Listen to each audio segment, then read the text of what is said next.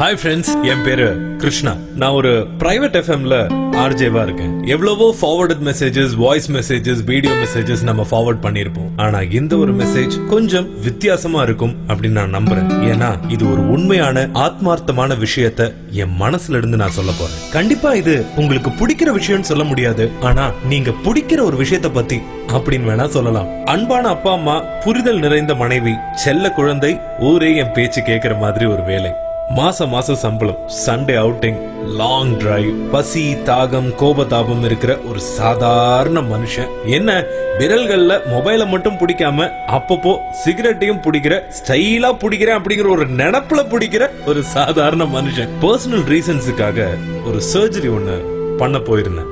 அப்ப அனஸ்தீஷியா கொடுக்கிற டாக்டர் வந்து அந்த டியூப் இன்சர்ட் பண்ணும்போது தொண்டையில ஒரு கட்டி இருக்கிறத கண்டுபிடிச்சிருக்காரு. நினைவுக்கு வந்ததுக்கு அப்புறம் அந்த டாக்டர் என்ன கூப்பிட்டு, இந்த மாதிரி ஒரு கட்டி இருக்கு கிருஷ்ணா, என்னன்னு டெஸ்ட் பண்ணிக்கோங்க அப்படின்னு கேட்டாரு. அது முடிச்சதுக்கு அப்புறம் அவர் என்கிட்ட கேட்ட கேள்வி, சிகரெட் பிடிக்கிற பழக்கம் இருக்கான்னு. கொஞ்சம் தயக்கத்தோட நான் சொன்னேன், இருக்கு சார் அப்படின்னு. எவ்வளவு சிகரெட்னு கேட்டாரு. கடைக்காரரே ஏன் இவ்வளவு பிடிக்கிறீங்கன்னு அக்கறையா கேட்கிற அளவுக்கு பிடிப்பேன் சார் அப்படின்னு. சரி, ஒரு ENT ஸ்பெஷலிஸ்ட் கிட்ட போய் பாருங்க, பார்த்ததுக்கு அப்புறம் முடிவு பண்ணிக்கலாம்னு சொன்னாரு. அன்னைக்கு என் மனசுல ஒரு பயம் தொத்துச்சு. ENT ஸ்பெஷலிஸ்ட போய் பார்த்தேன். ஆபரேஷன் கண்டிப்பா பண்ணணும், இது என்ன கட்டின்னு அதுக்கப்புறம் தான் சொல்ல முடியும் அப்படின்ட்டாரு. ஆபரேஷன் எப்ப சார் பண்ணிக்கலாம் அப்படின்னு கேட்டதுக்கு, கண்டிப்பா 10 நாள் ஆகும், ஏன்னா இப்பதான் நீங்க ஒரு சர்ஜரி பண்ணிருக்கீங்க அப்படின்னு வேற சொல்லிட்டாரு. அது வரைக்கும் சிகரெட், ட்ரிங்கிங், இந்த மாதிரி எந்த ஹேபிட் இருந்தாலும் தயவு செஞ்சு நிறுத்திடுங்க அப்படின்னாங்க. அந்த 10 நாள் 10,000 யுகங்கள் கடந்த மாதிரி எனக்கு ஒரு ஃபீல். அந்த பயத்தோடையும் சிரிக்கவும் முடியாம, சாப்பிடவும் முடியாம, தூங்கவும் முடியாம, இது யாருக்கிட்டையாவது சொல்லலாமா அப்படின்னு சொல்லி என் ஃப்ரெண்ட்ஸு கிட்ட சொன்னா எனக்காக அவனுங்க அழுகுறானுங்க. அக்கறையா விசாரிக்கிறேங்கிற பேர்ல மறுபடியும் நானே மறந்திருந்தாலும் அதை ஞாபகப்படுத்தி என்னை மேலும் பயப்படுத்த ஆரம்பிச்சாங்க. டிவிலயோ, கிரீட்டிங் கார்ட்ஸ்லயோ, மெசேஜஸ்லயோ மிஸ்யூங்கிற எழுத்துக்களை பார்த்தேன்னா எனக்காகத்தான் யாரோ சொல்றாங்களோ, இன்டைரக்டா எல்லாமே நடக்குதோ அப்படின்னு நானே என் மனசுக்குள்ளார குழம்ப ஆரம்பிச்சுட்டேன். இந்த வலி, வேதனை, மரண பயம் இதெல்லாம் எதுக்கு, எதனால?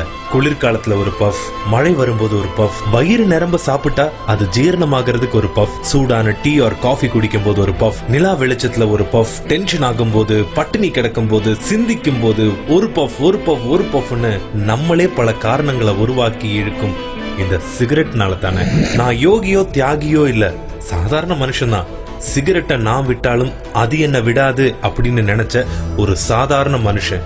ஆனா இந்த மரணம் அப்படிங்கிற ஒரு வார்த்தை என்னோட வாழ்க்கையோட ஆரம்ப கட்டத்திலேயே வந்துரும் அப்படிங்கிற அந்த ஒரு பயம் இருக்கு பாருங்க, அதுதான் இன்னைக்கு அந்த சிகரெட் அப்படிங்கிற ஒரு விஷயத்த விட வச்சு உங்க முன்னாடி பேச வச்சிருக்குன்னு சொல்லலாம். இன்னும் உங்க கையில அந்த சிகரெட் இருந்துச்சுன்னா அதை விட்டுடுங்க.